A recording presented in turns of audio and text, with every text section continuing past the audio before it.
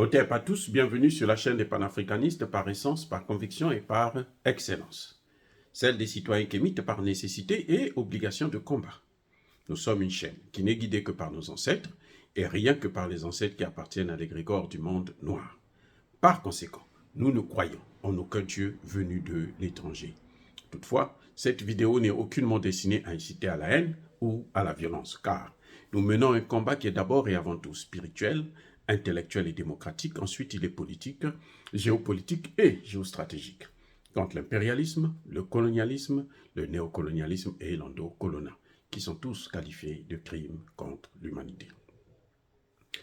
Nous menons ce combat sur la base du principe fondamental que nous avons hérité de nos ancêtres kémites, qui est celui de la Mahat, c'est-à-dire solidarité, vérité et justice. Vous êtes donc en droit de connaître la vérité et nous avons l'obligation de vous dire la vérité, rien que la vérité, afin que justice soit rendue au continent africain. Et ça, c'est notre modeste contribution dans cette noble lutte en faveur de la souveraineté, la dignité, la solidarité et l'unité africaine. C'est exactement ça que nous appelons le panafricanisme.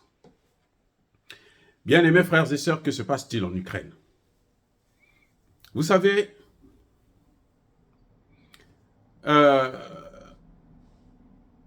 on dit toujours que 99 jours pour le voleur et le 100e jour, là, c'est pour le propriétaire. On a, sur LCI, là, on a toujours écouté que l'Ukraine gagnait la guerre. L'Ukraine a fait ceci. L'Ukraine a tué tous les militaires russes. L'Ukraine a occupé, est prête à occuper la Russie. L'Ukraine a fait une contre-offensive, mais alors, oh là là. Les experts, les plateaux sont venus, ont dansé, ont crié, ont fait. Il y en a qui maintenant enfouissent depuis la tentative de coup d'État de Prigojine, là. Après ça, ils ont disparu. Et ils ont effacé tous leurs commentaires qu'ils faisaient avant. Bref, l'Ukraine nous a dit que l'amiral Viktor, comment on appelle ça là, Viktor Sokolov, c'est l'amiral qui commande les navires, l'armée, la marine russe dans la mer Noire. Viktor Sokolov a été reconnu mort par les Ukrainiens. L'Ukraine a dit qu'il est mort, on l'a tué. On l'a tué, hein, carrément. Ils disent qu'on l'a tué. Sur LCI, bien sûr. Il faut les suivre pour écouter des mensonges et des imbécilités. Et qu'est-ce qui s'est passé après? Le ministre de la Défense russe a organisé une grande réunion où il a fait, c'était une réunion en vidéoconférence, où il a fait, il y avait il avait convoqué tous les commandants des différents bataillons qui sont en guerre en Ukraine. Tous, ils étaient là, y compris Viktor Sokolov. Et le monsieur n'a pas parlé durant la conférence. Alors, les gens de LCI, là, ils ont commencé à dire, non, vous savez, c'est pas lui, c'est probablement un faux. Hein? Ou bien, vous savez, il y a d'autres qui disaient, non, vous voyez comment il est là, la position là, c'est qu'il est dans un lit d'hôpital. Il est malade, il est mourant, c'est pour ça que parce que l'Ukraine a dit, nous avons bombardé la base russe dans la mer Noire. La base russe qui s'occupe de la mer, nous l'avons bombardé, on a tout détruit. Donc, lui qui était là-dedans, là, il est mort aussi. Donc, c'est incroyable, le mensonge. Le Russe, la Russie présente le monsieur. Parce qu'il n'a pas ouvert sa bouche pour parler, on dit que non, c'est pas lui. Ils ont fait des imaginations, mais incroyables. J'appelle ça plutôt des hallucinations. Ce sont des folies. Non, c'est pas lui. Il y a ceci.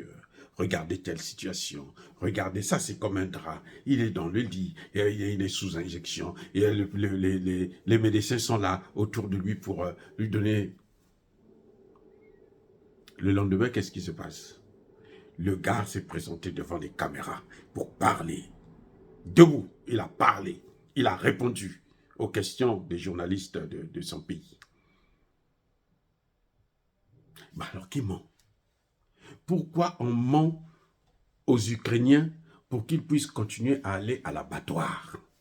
C'est ça mon problème. Pourquoi on veut faire croire aux Ukrainiens qu'ils peuvent gagner une guerre qu'ils ont déjà perdue? Et ça, c'est surtout en France que ça se passe. Parce qu'aux États-Unis, l'opinion publique en général pense les mensonges qu'on est en train de faire. Oh, l'Ukraine va gagner, on est en train de dépenser beaucoup d'argent, donc ils vont gagner. Mais les généraux américains, les grands experts, là, ils sortent des articles de temps en temps, comme ça, dans les journaux, New York Times, New York Post, parfois même sur CNN, ils passent, ils disent qu'ils ne peuvent pas gagner cette guerre. Ils ne peuvent pas gagner cette guerre. C'est pas possible. J'ai dit, c'est pas possible. Le rapport de force est tellement défavorable pour eux. Voilà la situation. Donc, bien-aimés frères et sœurs, il faut faire très attention pour ce que nous entendons. Et si les gens veulent la paix, je crois qu'il est temps que Zelensky puisse se remettre dans un état normal, où il regarde exactement la réalité en face. Parce que l'Ukraine a perdu trop de ses soldats et des populations civiles pour qu'on puisse continuer à encourager une guerre sans merci, une guerre qu'elle ne peut pas gagner. Les Américains ont envoyé les nouveaux chars, là, les Abrams, et ça ne va rien changer, les gars. Je vous ai dit la dernière fois, il y a quelques jours, les Russes ont détruit près de 3000 tonnes d'armes. Ça n'a aucun sens de continuer à faire une guerre comme celle-là. La Bible est claire. Quand vous voyez que vous ne pouvez pas là, négocier. Voilà, envoyez quelqu'un pour négocier. Et quand on apprend que les Anglais négocient avec la Russie, et sur le dos des Ukrainiens, les Anglais parlent avec la Russie tous les jours. Poutine, aujourd'hui, ne veut pas parler avec les Français, mais il parle avec les Anglais, il parle avec les Américains. Le patron de la CIA et le patron du service de renseignement russe se sont rencontrés en Turquie, je crois, il y a quelques mois. Donc, ils se parlent. C'est avec Emmanuel Macron parce qu'il est trop arrogant et menteur. Et il ne tient à aucune parole. De toutes les façons, il ne sert à rien. Il est comme Zelensky, il se dit que des gens qui font le travail pour les autres. C'est pour ça que Poutine n'a pas besoin de parler avec lui, parce qu'il va gagner quoi? Rien, zéro. Voilà en fait ce qui est en train de se passer. Donc ces mensonges-là, ça ne fait que pousser les Ukrainiens à croire à une victoire qui est impossible. Je dis bien impossible. Parce que la Russie est une puissance nucléaire. Et la moindre erreur contre la Russie, elle va utiliser son arme nucléaire pour mettre un terme à ça. Et tout le monde le sait, y compris les États-Unis, ils le savent. Oh, bien aimés frères et sœurs, dire cela, c'est inciter à la haine ou à la violence. Non, il y a ma colère, il y a ma lèvre. Encore une fois de plus, bien aimés frères et sœurs, soyez bénis, abondamment bénis. Je persiste et je signe, par le Dieu de Kémit et par nos ancêtres angélisés. Mais que tous ceux qui persécutent le continent africain, le pillent et le déstabilisent, qu'ils soient noirs, blancs, chinois, arabes, indiens ou qui qu'ils soient punis, maudits, foudroyés, neutralisés, écrasés, effacés par ce Dieu de Kémit et par nos ancêtres angélisés. Vive l'Afrique éternelle, j'ai dit et j'assume.